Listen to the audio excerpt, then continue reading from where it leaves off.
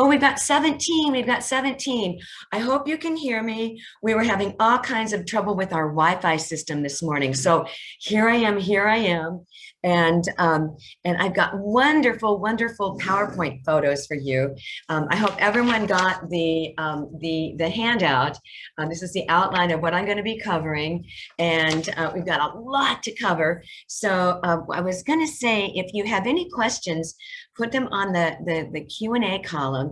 Would someone either put something in the Q&A or the chat to say you can hear me? I want to make sure it looks like I'm okay.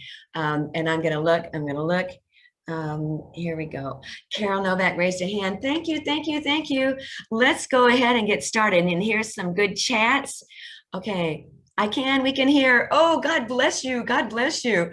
Okay, boy, Zoom. Don't you just love it? It's a good thing I had my hair colored this week because I'd be totally white by now. Okay, so now I've got a phenomenal presentation today. We've got 21 people. Thank you for hanging in there and letting us get started. I'm going to mute my phone because I was calling all my tech staff. So I've got it muted now. Okay, and we can get started. So the big news is that the nursery is open now. And I've got a beautiful kind of pictorial to show you. You're going to be absolutely amazed. So let's go back. I'm going to share the screen. Here we go. And then you're going to really appreciate this. I got my second COVID shot yesterday. So I'm running on really, like I ache everywhere, but I know it'll work its way out. But I could not miss Garden Coach. So here we go. Here we go. Here's the PowerPoint. Share. And we'll go ahead and get started. Slideshow. And slideshow, don't want to do that. Let's do the slideshow from the beginning. Here we go, too much of me. And okay, so these are the topics that I'm going to be covering, and you have it on your handout. And let's just go ahead and get going. All right. What I'm going to do is cover all the topics and then answer your questions afterwards. Please use the Q&A column. It's easier for me to kind of keep track of the questions and answer them more appropriately. But here is our welcoming gate and our nursery. We are finally open. We had opened the first day last Friday. I don't think the gate was open officially, but now it is. And look what our wonderful, display people have done. And everyone has to wear a mask, so we have that sign up still. But look at the beautiful spring combinations in the planters. And then we've got it on the other side as well. When you walk down and you walk in, look at the Pieris and the Forsythia that are in bloom. And then looking down and walking over the bridge and going right into the nursery. We also have wonderful little settee areas. Look at this cute little settee right next to the bridge where you could sit down and enjoy a cup of coffee, my favorite's Dunkin' Donuts, everybody. So, you would see me sitting there with my Dunkin' Donuts coffee. Okay, the next shot, these are all the rhododendrons and azaleas with the crab apples that are just popping into bloom. And this weekend, we're doing a special promotion where all the rhododendrons and azaleas are 20% off. Also, all the pansies. So be sure and come in and take advantage of that wonderful offering. We still have the heated tent set up for the real delicate plants that wouldn't be safe if you put them out. And because you know that the frost-free date, the average frost-free date isn't until May 15. And so we're still a month away. So we're still protecting plants. Anything that you would buy in that tent, you would just keep it on the driveway, being able to move it in and out of the garage in case we get a cold snap. And we're supposed to have a pretty cold snap tonight. So I love this tent. It's really nice. And then look at all the crab apples when you walk down that aisle. You can see them in bloom right now. We have hanging baskets, and these are these wonderful perennial violas. 810 is the third basket back. And I just love seeing that we've got the hanging baskets for people, because there's just nothing better than having a hanging basket. And then look at all the signature containers with the wonderful dyed twigs to really look springy, very springy. I love these with the yellow twig dogwood, and I love how the yellow color echoes the yellow pansies, and that's actually Calibrachoa over in the pot way to the right, and then you've got the lime colored Citronella heuchera on the left side of the other two pots. Wonderful combinations to give you ideas or just get a pot ready to go. And then we have our cute smaller signature containers right at the, along the edge of the plant formation center, and then just another kind of full shot. We're going to have that the fountain set up pretty soon. Again, we're kind of watching, the freezing temperatures on that. I love these combinations with the snapdragons and the forget-me-nots, and there's some Calibrachoa and the osteospermum. They're the wonderful, beautiful, cool season annuals that love it when our temperatures, stay, in the 40s, in the 40s, and they can tolerate when the temperatures go down and even below freezing. Look at all the great pansy bowls, and there's 20% off pansies this weekend also. So come and take advantage. Our visual staff has been phenomenal. I took all these pictures last night just before we closed to, and then look, you've got the annuals on all the benches, and these are what you can put in your containers or out in your garden beds. And then look at, this is looking from the side tables looking forward. This is the golden colored creeping Jenny. And then you've got the beautiful flowering stock, which is the cool season cousin of the snapdragons. And then lots and lots of ranunculus. And the color is it just is magnetic, absolutely magnetic. Here are all the fruit trees, and then I wanted to show you. Okay, it's not there yet. We're getting 6 trucks a day unloading plants, so that's why it changes. It changes from day to day to day. And we're getting beautiful things. Look at this spirea in full bloom. And then this is flowering quince. And you can see the white one and then the red ones that are just starting into bloom too. So if you need instant color in your garden, wow, come in and get it. Look at this gorgeous crabapple, and then the benches right behind it. Just full of color, full of color.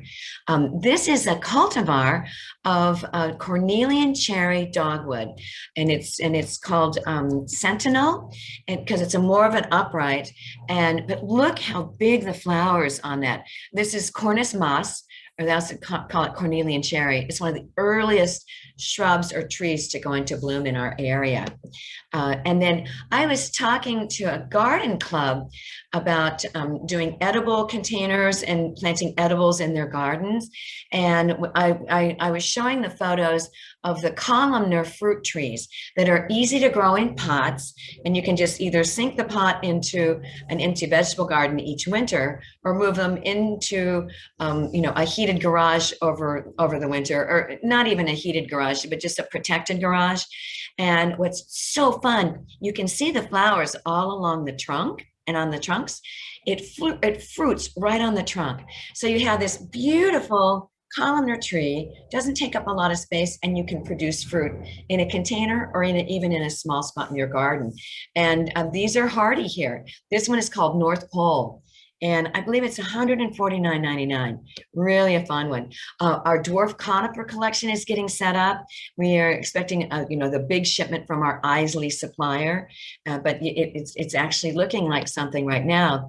And then when you're I was standing in the courtyard and shooting back over the boxwood and all of our evergreen shrubs. There's euonymus and the yews, the Japanese yews. I mean, you can tell the nursery is open for business. Isn't this incredible? And it just has happened in the last 2 weeks. Even cool season vegetables. You see the lettuces, the cabbages, the broccoli. These can go in the garden right now, instant, and you can harvest them right now.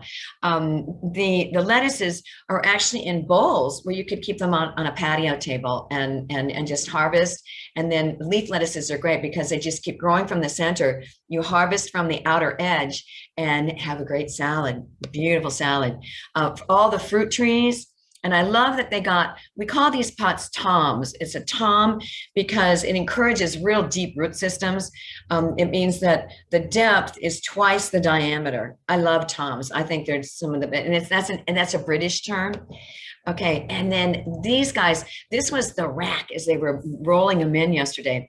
These are the bushel and berry dwarf fruit shrubs, and you can either have them in containers or you can put them in the garden, and the plants only get to be about 3 to 4 feet tall, but the fruit is standard size, and there's blueberries and raspberries and blackberries, and these were moved off this cart this morning, and they're on tables out in our center courtyard. So these are so much fun and so rewarding. Okay, here are the blackberries, and look at the flowers and all the flower buds. Every one of those is going to produce a juicy blackberry. Incredible. Okay, now see the tables that the crews were setting up at 5 o'clock last night. Okay, all of those are loaded with those bushel and berry dwarf fruits. So you'll just walk to the center courtyard and you'll see them right there. I took another photo this morning, but it was too late to try to put it into the PowerPoint. And thank goodness I didn't try to do that because of all of the trouble we had with the internet. So our Wi-Fi. Okay, and then we have new racks for all of the pansies. Look at all the different pansies. What a difference a year makes, huh?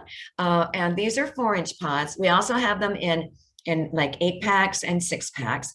And they're going to be 20% off this weekend. So, and then look, these are more 4-inch pots. Look at the different colors. And then the ones with the handles on them, 1, 2, 3 benches back, those are the 6-packs. So you have they're 3 inches by 3 inches in in a 6-pack. I joke that it's the female version of if I had a rough week, I went through a whole 6-pack instead of a 6-pack of beer. I go through 6 packs of pansies. So okay, so but isn't this color great in the front? I love that. All right, and then these are just all the annual tables. And you can see the cheater bulbs. I love calling these cheater bulbs. So if you didn't get your bulbs planted in your garden last fall, you can come and buy these 6-inch pots, sink them in your garden, and they think that you were Martha Stewart and you planted all your bulbs last fall. I won't tell anybody, and you don't tell anybody either, okay? So cheater bulbs. Okay, and then just another view. I was standing up on the bench shooting across so you could see just how much we have, and it's just happened in the last week. Another shot of the cute little miniature daffodils, the hyacinths, and then these are all tulips and also daffodils in the cheater pots. Great. This is the bench of perennial plants that are available. This is the perennial right in the front. And this is Etane. That's the perennial pansy. And then you've got Tiarella is the plant that is over to the left. And then all of these. So we've got perennials and annuals. You can really get out in your garden and make it look wonderful. Even outdoor cashiers. Do you love it? So you can check out outside and get back to your garden really quick, really quick. And then we've got new benches in our main entry courtyard that are lower, so you can actually see our containers even more up close and personal. And so these are really going to make for a wonderful new display in the nursery. So how's that for a quick travel log? So now we're going to talk horticulture. And so then going forward, again, the most common question is, how can I fix my lawn? And I love talking about the forsythia in bloom. You can still see them in bloom. That means it's time to get the fertilizer and the pre-emergent weed control on your lawns. I did it for my lawn last weekend, and then I also sprayed all my weeds on my day off on Monday. And so I'll talk more detail about that in a minute. But you want to get your either the Scott's Step 1 for seeding or Scott's Triple Action.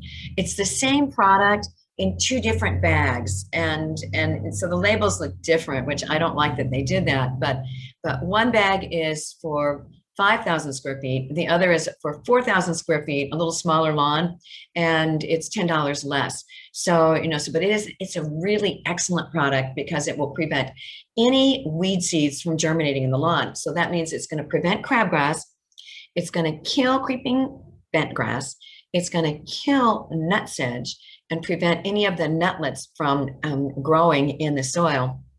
And then the fertilizer is excellent. It's a 21-23-4, I think. I should know that. And so it has enough phosphorus, and it's legal to use the phosphorus if you want to do seeding. And so a lot of people want to put seed down to thicken up their lawn, and this is the best product to use. So usually what I've been telling people is to wait 2 weeks, because if you have spaces that are less than 6 inches in diameter, the grass plants that are just waking up from winter will go 3 inches in each direction and fill in your spots. So I tell people, wait for 2 weeks, and then you can decide how much seed you need to put down, or if you need to do any reseeding at all this spring. The best time to reseed is actually in the fall, when we have warmer temperatures and cooler nights, warmer soil temperatures. So, but if you still have bare spots, go ahead. I'm going to do it in my own lawn.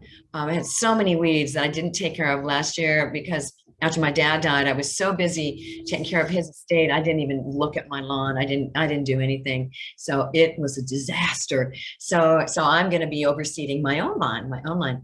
And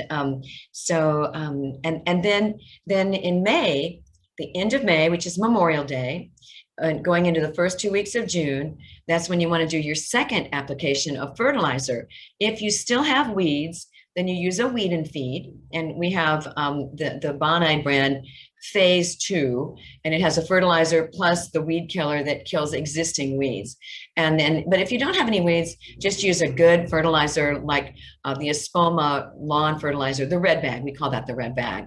So, and then you don't fertilize until Labor Day. And I have the forsythia to show you it's time to fertilize, and also the lilac to warn you, you need to get your pre-emergent down before the lilac's going to bloom, okay? Because that's when the soil temperature is 55. That's when crabgrass can germinate. So you don't want that. You don't want that.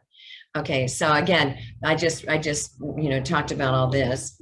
Now, and here's the photo. There's the Scott's Step 1 for seeding, which is kind of the light blue bag. And the new form, which is for 4,000 square feet, is called Scott's Turf Builder Triple Action, built for seeding. And it's the exact same formula, the exact same fertilizer, and the exact same active ingredient is mesotrione, and that's the name at the top. And meso was invented, I think it was 20 years ago, from Syngenta, and it was a liquid, and all the turf guys got it, and we weren't able to sell it. And then 5 years ago, Syngenta came up with the granular form, and Scott's got the right to sell it, and so that's why we carry these Scott's products. And again, it will prevent nimblewill, it kills creeping bentgrass, and what it does, it's the coolest thing, it burns the chlorophyll out. So everything looks white, and I'm going to show you a picture. You're going to love it. Okay. And it also kills nutsedge, and again, prevents any weed seeds from germinating, but it will not prevent grass seed from germinating. So it just is one of the best products to use. Okay. This is a picture of the burnt chlorophyll from 2 years ago when I used it on my lawn, and this was April 14th. Oh my God, that would have been yesterday. And you can see the creeping bentgrass. See how it turned white? That's the picture on the left, and the picture on the right, that shows what it did to dandelions and clover. And see how it burnt the chlorophyll out of those too? Now, it's not on the label that it will kill those weeds, but it dings them up so badly that when you use the weed killer, like the chickweed clover and oxalis weed killer on it, it kills it with one application. I love this combination. I love this combination, and it's excellent. Okay. Oh, here's another picture. This is what it did to Creeping Charlie. Is that cool? And there's that dandelion again. And and it's white because it burnt the chlorophyll out. Oh, this was 2 weeks after the photo from before. Pretty cool. I love this. Okay, everyone, make sure you get the lawn care calendar. We put this together. Bill Leuenberger is the person that encouraged me to do that. Bill ran our soil and turf department. Look, this is a picture from 20 years ago. Hey, everybody, on Saturday, it's my 30th anniversary of working at Chalet. I started out as a seasonal employee, a part-time seasonal worker in the nursery because I knew too much about horticulture. I had asked Tony Fulmer. Tony Fulmer was the nursery manager at that time. And I kept coming in. I was just, a homeowner here in the North Shore. I live in Skokie, Evanston. And I was coming in because asking about what plants. I had 2 redbuds die. And so I loved my combination of redbud, Fothergill, a shrub, and sweet woodruff as a ground cover. And I asked Tony if I should try, planting another redbud, or if I just should give up. And his answer was, don't give up on anything till you've killed it 3 times. And then when I told him what my combination was, he was stunned. He goes, how do you know what those plants are? And I confessed that I had a horticulture degree, and he ripped out his business card and said, why don't you work on me? And I said, well, my son's 2.5, and I was waiting until he would be in school before I came back to work. And he goes, well, is he in school now? And I said, well, he goes to preschool 2 times a week for 2 hours each time. He goes, you come to work for me two times a week for 2 hours each. That's how I started. Is that amazing? 30 years ago. Again, thank goodness I do hair color, huh? Okay, and so, this used to be on the back of the seed package that we had, and it was how thick to spread the grass seed. So too light, too heavy, and just right. I used to always think that looks just like the hot dog poppy seeds on the hot dog buns over at Irving's. And so this was my jumbo, and that's the owner, Andy. And so Bill Leuenberger said, why don't you go get a photo? So Andy let me go behind the counter and take a picture of the Rosen's buns. I've showed this each week, but it's really important that you know how thick or how thin to spread your grass seeds. So this is a neat trick. Okay, so now again, early season diseases, we're going to see a lot of dollar spot. I saw this earlier. We probably will see it a little bit more. The nice thing about dollar spot is it's only in the blade. It's not down in the root zone or the crown. So it's real easy to take care of. And when you fertilize, the grass plants just actually grow out of it. And when the soil temperatures warm up, it grows out of it. But I just want to show you what it is and have you not be too nervous about, dollar spot. And then you can start spraying with the fungicides. We've been warm enough that you might want to go ahead and start spraying with either Immunox or Infuse. And then we also have the Bio Advanced. And these are hose-in sprayers.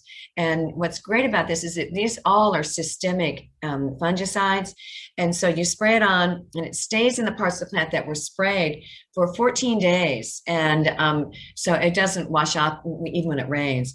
So normally we say start this May 1st. Okay, so and then okay, moving on. You want to plant those cool season plants. Hellebores, we still have beautiful hellebores. Pansies, and they're on sale. They're going to be on sale this weekend. Primroses, Iberis, they also call that candy top, and then cyclamen. Cyclamen are really great ones to have. Oh, public enemy number 1.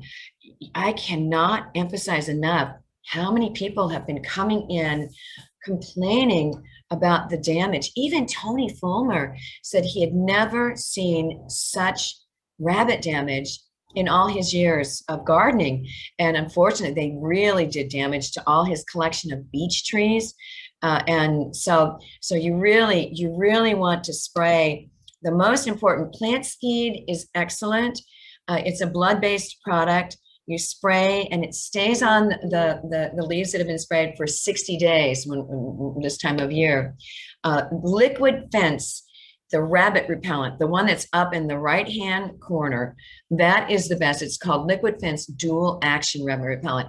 That's the one I'm really encouraging everybody to use right now, because you want to really discourage the adults before they have the babies. Once they have baby rabbits, the baby rabbits don't have a sense of smell or taste, and they'll eat through any repellent that you have out there, except for this. It has cinnamon and capsaicin in it, and it actually burns their mouths, not fire burn, but just, spicy burn, and they go someplace else. So if you can kind of, get the adults to think, oh, this restaurant's gone to the devil, then they don't bring the babies back, So, and I leave this slide up, and I talked about this before. They actually make armadillo repellent. Those are for our people down in Arkansas and Texas. My dad lived in Arkansas, and so when he passed away, I got his house. So I still go down to Arkansas frequently, and there's always dead armadillos on the road. And I've said this before. It's like there's a new version of Why Did the Chicken Cross the Road? And it's to prove to the armadillo that it could be done. So thank God we don't have armadillos here, you guys. Thank God. Okay, now I want to make sure that everybody understands that this insect is getting worse and worse and worse. It's boxwood leaf miner, and it's in the boxwood. They're little tiny gnats that lay eggs. They won't be emerging until the end of this month, and then the adults mate and then lay eggs on the new growth of the boxwood. And so you've got about 2 weeks before that's going to start happening. And so you want to use the systemic drench, either the straight insecticide or the rose and flower all-in-one that has the fungicide, the insecticide, and a fertilizer. Get that down now. That's what I'm going to be doing in my garden this weekend. And then this just shows you what they look like under the microscope when I peel a leaf open. And then it also will help take care of the Boxwood Psyllid. And Boxwood Psyllid are these little insects that are inside the leaves. The adults emerge in about a week and a half. They stay underneath the bud scales over winter. And as the new growth comes out on the boxwood, and that's going to start in the next week and a half, maybe 2 weeks, the adults lay eggs on that new growth. Those eggs hatch, and then the larvae have a sucking mouth part, like a needle. They suck the juices from the leaves, and it causes those leaves to cup up. So they're on the inside. The systemic insecticides are wonderful. So I like to drench, and that takes care of the leaf miner and the psyllid. So you kind of you get two birds with one stone. And then this is what the 12-month looks like from the Bio Advanced. Oh, it used to be Bayer, Bio Advanced, and then also the Bonide annual tree and shrub. And then this, you need to also make sure you're treating your viburnum. And this is just this horrible, and this now is the time to do it before these eggs hatch and before the larvae come out. So if you drench, it takes 5 days for the insecticide to be taken up in the plant, and it's up at the tips. And then when these hatch, and they'll start hatching the first week, second week of May, and then they can strip a plant. They can eat all the leaves off of a plant in three to 5 days. So you really want to get your viburnum treated, and especially the smooth leaf viburnums, like the dentatum's or the nannyberries. They're the first ones that that these insects go after. And then you can see how they just ate all of the leaves, all the veins. And then this sample that came in shows how these things were chewing the stems down. It's horrifying. I hate this insect. Okay, and then what makes it bad is they eat all the leaves and then drop to the ground and pupate. And then in 6 weeks to 8 weeks, they emerge again out of the ground as these adults. And the adults are smaller than the larva, and the larvae are only about as long as the tip of my little finger, right? The width of my little finger. And then the adults are even smaller. They don't do quite as much damage, But what's bad about the adults, if you have them on the plants, they'll eat a few holes in the leaves, then they mate, and then they lay eggs on the little tiny twigs, and then it comes back the next season. So make sure you get those clean. Continue doing your spring cleanup, mulching with, mulching with, I love the cotton burr compost, the pine bark mulch, and then also our leaf mulch or our chalet compost. Wonderful, wonderful things to mulch your gardens with after you get them all cleaned up. Okay, and then I'm watching the time. Oh, I'm doing well. And then plan to protect all the plants that are susceptible to the fungal problems. Now is the time, because we're at bud break. All those buds are opening on crab apples, everything. They're all opening right now. So you want to protect the crab apples, and the cotoneaster from apple scab. You want to protect roses from blackspot and from rust. You want to protect the peonies from botrytis bud blight, and then the pachysandra from voluatella stem blight. I had 3 samples of that this week at the microscope. And then the boxwood too. It can go back and forth from the boxwood to the pachysandra and then back again. So you really want to protect those plants. Just don't let the fungus get into them. Powdery mildew on lilac, monarda, roses, and more plants. And then the patch diseases on the lawns. That first picture I showed you of the lawn with all those brown patches, that was summer patch and or brown patch. And that shows up in July and August. But it gets inoculated in May. So you want to start treating your lawn in May. Also use an organically based fertilizer, because that helps encourage the beneficial microbes, and then they outcompete the pathogens. So neat tricks. We have all kinds of neat tricks. And then the products that are to the rescue, it's always the key is prevention. You want to make sure you're using the systemic Immunox or Infuse. They're both, one is myclobutanil, the other is propiconazole. Excellent, excellent systemic fungicides that stay in the tissues that are sprayed for 14 days, even if it rains. I love that. I love that. You don't have to run out each time it rains. Although we haven't been so bad as far as rainfall goes this season. These drenches, there's the logo Bio Advanced. It used to be Bayer Advanced, and the Rose in One flower care is good for roses, flowers, and also shrubs. And it has a 9-14-9 fertilizer plus the systemic insecticide and a systemic fungicide. Really incredible. So like for roses, all it takes is 2 ounces in a quart of water, and you just pour it right where the trunk goes into the ground, and it lasts for 6 weeks. So April 15, hey, that's today, April 15, and then June 1st and July 15. Get on that schedule and you'll be so happy. It's all you need. That's why I call it all in one. Now, later in the season, or if you like to use your own fertilizer on your roses, like the Dr. Earth Rose and Flower fertilizer, then, and if you don't want to over fertilize, then use the Rose RX systemic drench. That is just the fungicide and the insecticide, no fertilizer. So these two are exactly the same, except one has fertilizer and the other doesn't.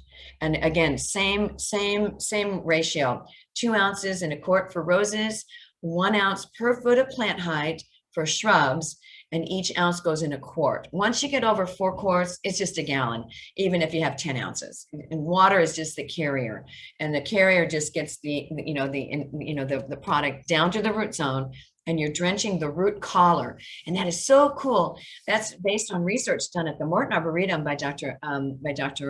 Gary Watson. He's been the root scientist for years and years and years. He's my I idolize him. So that's why these are so great. Now, if you want to use earth-friendly natural fungicides, always look for that tan color on the label, especially from Bonide. And I like the copper fungicide in the liquid, in the small bottle. And we also have a ready-to-use spray bottle. Excuse me. Need a drink of water.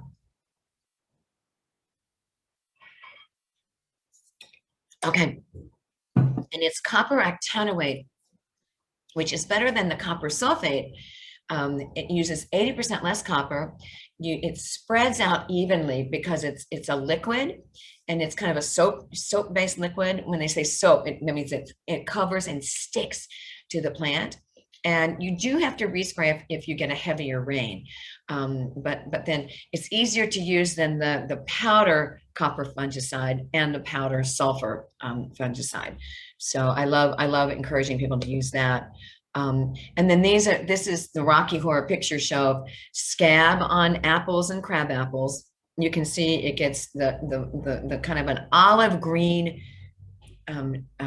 lesion or spot on the leaves. And then after that starts, then they turn yellow and then they drop off the plant. It can also get into the fruit, and you can see the photo of the fruit up at the top. And and then it doesn't damage the fruit's still edible, but it just is unsightly. It's just unsightly. So, and then anthracnose, I don't think better be careful, Jennifer. Don't predict. I was gonna foolishly say that I don't think we're gonna see a lot of anthracnose because we haven't had a lot of rain. But our leaves are just now emerging, and we could start having much heavier rainfall. So I know better. But you see anthracnose on the oaks, the anthracnose on the lilacs, anthracnose on those are ashes, and then anthracnose on hostas. So if you've seen that on your plants before, you might want to consider spraying with Immunox to prevent it from getting inoculated at the time. And again, it's when it's after it's gotten warm and we've been there, and the spore gets released, and if we have rainy periods, then the spore lands on a wet surface of a leaf, and it has to stay wet for 4 hours, and that'll happen overnight. The spore germinates and it gets in, and then the lesions don't show up for 6 to 8 weeks afterwards. So by the time it shows up, there's nothing to do. So do preventative. Black spot on roses, same thing. The fungus is in the soil. It splashes up on those lower leaves and then keeps splashing from the lower leaves up to the upper leaves. So so spray with the fungicide. Another thing that rosarians do, which is an earth-friendly natural, is to just sprinkle sulfur.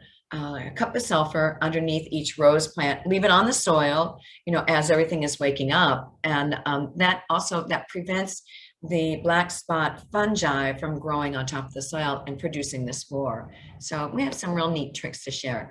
I'm going to mention this once again. Okay, this is this horrible weed, and it was Ranunculus vicaria. And you can see this is a sample that's looking pretty peaked, thank goodness. But we're at the 50% and a little more flowering phase. Get out there and spray it this weekend, because it's going to go dormant, and it's an ephemeral, and it's called an extreme ephemeral.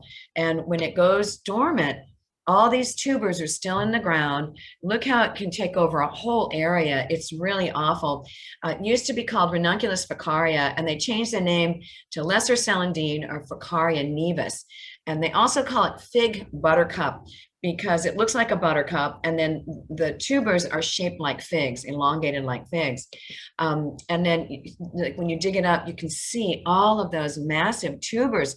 And when it goes dormant, you can't do anything. The tubers are in the ground, and they'll wait, and they'll come out next spring. So you really want to try to kill as much of it now. And the horrible thing about this is in the axons of the leaves, where the leaves attached to this picture up at the top, are these things called bulbils, and it's a great way for this plant to replicate.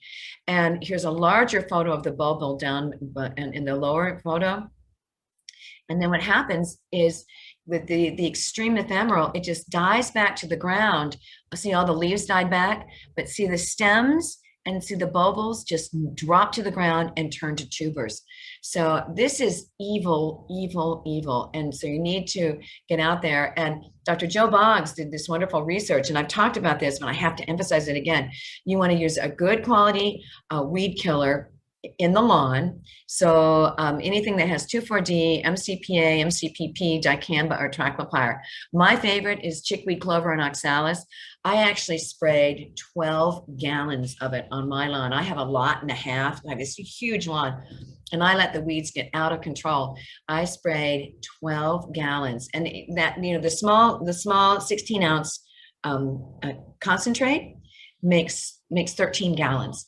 And I sprayed it over the weekend. Now, I have to tell you this. when you're watching weeds that have been sprayed, just to see if they're dying or not, it takes 10 to 14 days for them to die.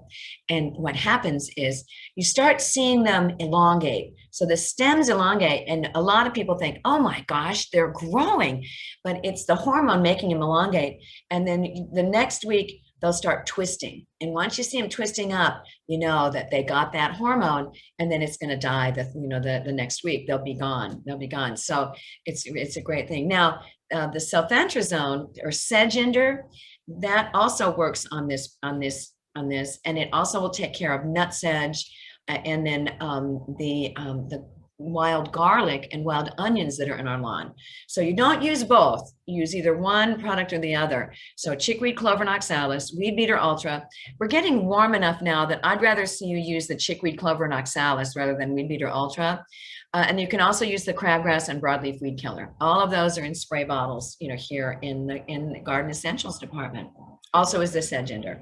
And then in like an open bed, like under trees and shrubs, or like in ground cover areas, you can't use a lawn herbicide because it'll kill all those plants. It stays in the soil for 30 days. I'm going to say that again. Don't use a lawn herbicide in a garden bed. You have to use a non-selective, like Roundup, or it's called Weed Beater FE. It's an iron HEDTA. It doesn't kill the roots as well as I like. I prefer the Roundup, and we don't sell Roundup here. We're waiting to get a glyphosate-based product in, but Roundup is the one that'll really get them. And I sprayed a gallon of Roundup in my garden beds because I had a garden bed underneath all the lilacs that looked just like this photo. It was horrendous. It was absolutely horrendous. And so they did testing on this. Joe Boggs at Ohio State University helped sponsor this testing out at the national park, the Wolf Trap National Park in Virginia. And they tested spraying with glyphosate and on a pre-flowering stage, early flowering stage, and a 50% flowering stage. And I mentioned this earlier, you need to take care of it this weekend, or at least next week, because it's going to go dormant, and then you're stuck. You'll have it back next year. But if you can get it sprayed, like right now, you're going to 95% control. And when they tested on the early flowering or the pre-flowering stage, they only got 60% control. That's so significant, so significant. Okay, so then I was talking about the Weed Beater Ultra, chickweed clover and oxalis. The chickweed clover and oxalis is my favorite for using in the lawn because, see, triclopyr, those are the active ingredients down, and triclopyr, mecaprop, and dicamba. And the research showed that if you had 2 of any of these chemicals in it, then it would control it. There's 3 of those chemicals, triclopyr, mecaprop, and dicamba. And you can spray the weeds. One day you want to do it when they're not predicting rain for 24 hours. Let it sit on the surface of the weed, and then it can rain, or you can water it, and then the residue is watered into the soil. And then once it's dry, it's safe to walk on, and it's safe for pets to walk on. And then Weed Beater Ultra, it works when the temperatures are down in the 40s. And now our soil is warmed up enough. Our soil's in the 50s right now. So you can move on. You can graduate from Weed Beater Ultra up to the chickweed clover and oxalis. Okay, and then here's the glyphosate and the Roundup and the Roundup replacements. I've been on my soapbox. Oh, here's the iron HEDTA, and it's called Weed Beater FE for iron. And iron HEDTA is a chelated iron. And you spray it on weeds in a lawn, and it doesn't kill the grass plants, because the grass plants are vertical and it just runs down and goes into the soil. When you have a horizontal based weeds, that stays on the surface, and then the sunlight shines on it and causes iron toxicity. They turn black and then die away. So it doesn't kill the roots, but it takes 6 to 8 weeks for the roots to send up a shoot again. So you just spray it again. So if you want to use, earth-friendly naturals, and see there's that tan color, it's an earth-friendly natural, okay? And then, all right. Oh, I'm doing great. I'm 10 minutes away. All right, so I decided that I'm going to put in every lecture what is the horticulturist, me, what am I going to be doing in my own garden this weekend? So after seeing all the wonderful magnolias in bloom as I'm driving around, going back and forth from work, aren't the magnolias just gorgeous? I mean, absolutely gorgeous. So it makes me realize that I need to treat my magnolia. And I don't have a saucer magnolia like this. I have the white flowered, and I'm just blanking on the name, star. I have a star magnolia. And so I'm going to treat it with the systemic insecticide, where I measure the height of the shrub, multiply times 3, that's the number of ounces, then I add to a gallon, pour it right where the trunk goes into the ground, and it'll stay in the plant for 12 months to take care of magnolia scale. So you want to make sure you don't have any magnolia scale. I'm also going to be treating my boxwood with the all-in-one rose and flower fertilizer to protect against the insects, and also the boxwood stem canker, which is a type of fungicide. And then I'm going to spray my crabapple with Immunox, so because I don't want to get apple scab.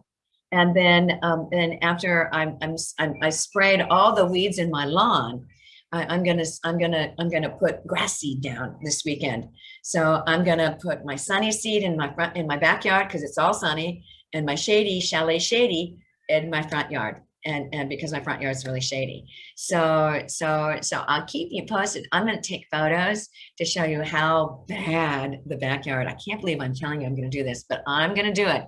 I'm going to confess how bad mine got. It's sort of like the cobbler whose kids have no shoes. I let it get really bad. When you have life takes over and you do life things, but you can always fix it. And that's what I'm here to show you. And then now, again, I have to show you and end with a wonderful, here's to spring. Thank you. And I'm gonna go out of stop the sharing and look at the questions and answers. Hi, I'm back. Okay, here we go. And here are the questions and answers. All right, and this is Mike. Oh, hi. Okay, and Shane says she can hear me. Thank you for doing this, you guys. Okay, what is the white flowering thing near the forsythia? Oh, in that first shot, that was Pyrus. Pyrus, and that's one of the, I can't believe I can't think of the common name. It's one of the plants that loves, and it's Pieris, Pyrus, and it's in the rhododendron and azalea group. They like it nice and acidic in the soil. Okay, is there any way to control creeping Charlie when it's near a vegetable garden? Yeah, right now, get out there and spray it with the chickweed clover and oxalis. And what happens is, that insecticide goes down in the soil. If the creeping Charlie is running into the vegetable garden, or I would say if it's within 12 inches of the vegetable garden, you probably don't want to spray that close. But oftentimes, if you spray it in the lawn that's attached to the runners that are going over towards the vegetable garden, it will kill it. It'll kill it because it's translocated through. What a great question. Really good question. Okay, I'm just gonna answer live and done. Okay, and how do you control lesser celandine near a creek? And this is Dow emails.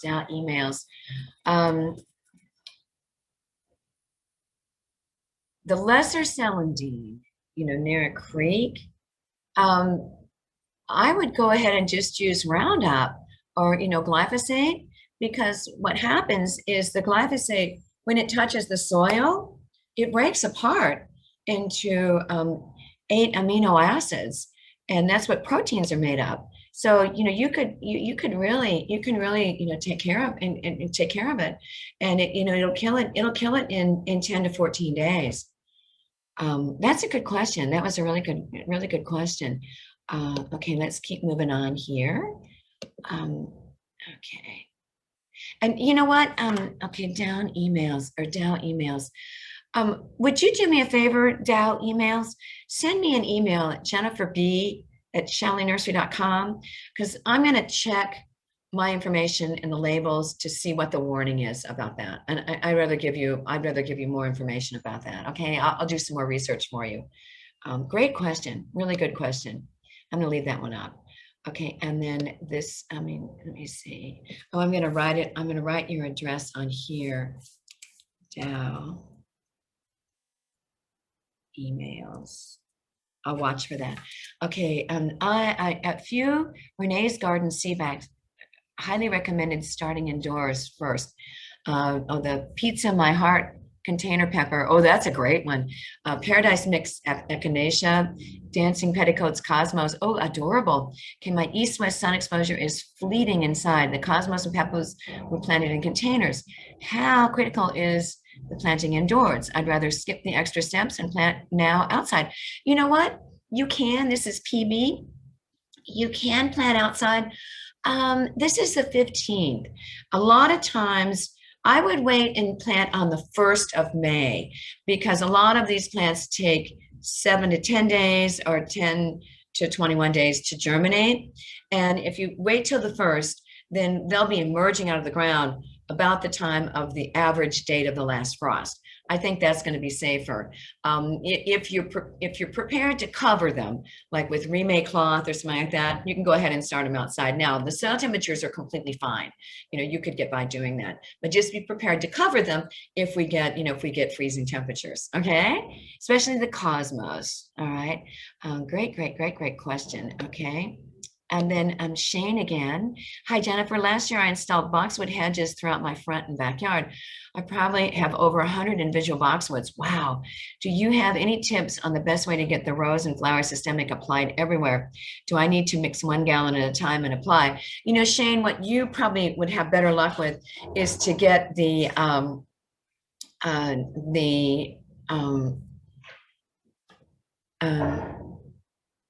hose end applicator that has the insecticide in it, and do one application. Just spray them all. It stays in for 30 days. Spray them all with that, and then come in the next day, spray them all with the Immunox, and then do three applications of the Immunox, and then just spray the insecticide once a month from April, May, and June. And that's going to be a lot easier than mixing. And then just do a separate fertilizer. Spread 1 cup per foot of branch spread of like holly tone around the base of the boxwood. With that many, it's just going to be a lot easier for you to do that. So okay.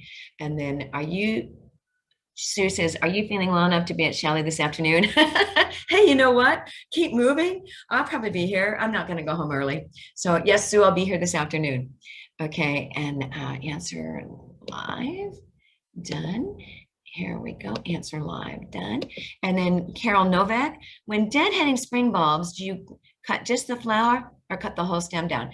That's a great question, Carol. You can actually just cut the heads, and then the stem actually photosynthesizes too and helps recharge the bulb. If you don't like how that looks, cut the stem off and just leave the foliage up, and then put your fertilizer down.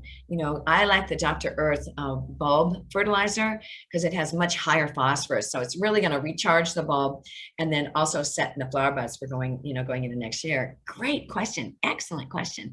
Okay, this is here down. Here we go. And then next one is, I noticed that the botanic garden rhododendrons are in full bloom now. How long do rhododendrons flower? Oh, that's a good question. This is PB again. Usually, and it depends on the temperature. If we stay in the cooler temperatures like the 60s, then they'll stay in bloom for a good 4 to 6 weeks. Once it warms up, they finish faster, and they popped open because of the 70-degree days that we had last week. So I mean, it's really nice to see them. It's really nice to see them. Okay, I need to get up to the botanic garden. That's great. Thanks for reminding me. Okay, now here's Sue. I planted ranunculus corms in pots. Okay, they are emerging. Should I take them outside? Yeah, go ahead and take the ranunculus outside. They like it cool like this, so they should be great. Excellent. Next one, Shane again. Thank you, thank you, thank you. Glad you got your vaccine. Thanks. Me too, me too. Okay, stay well. Thank you. That's so nice. That is so nice. Okay, and then here we go. How long? That one, we'll come back to that one. I don't know what that means, how long. Okay, and then Mary Robbins, what is a good material for covering plants against a freeze? You know what, if you just have a sheet, our soil is warm enough that, cut some twigs off some branches in the yard, stick those in around where the plants are, throw a sheet over it, and then, anchor the sheet down so it doesn't blow off, with stones or something like that. And then it will trap the warm temperature of the soil up around the plants when the frost comes down, and the frost will settle on the sheet and not be a problem at all. That's the easiest. And then we also have remake cloth, and remake cloth keeps the frost from coming down on the plants. So you can get that, or just do sheets. Great question. Okay, and then this was, here we go. And then that one's good. And then here's my M. Keenan again. Okay, should we leave the daffodil foliage standing before cutting it off?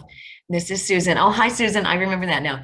Okay, leave the foliage up, and you can leave it up for 8 weeks. Mark your calendar. What I do on my calendar is I write, boo-hoo, my daffodils finished blooming. And then I count out 8 weeks.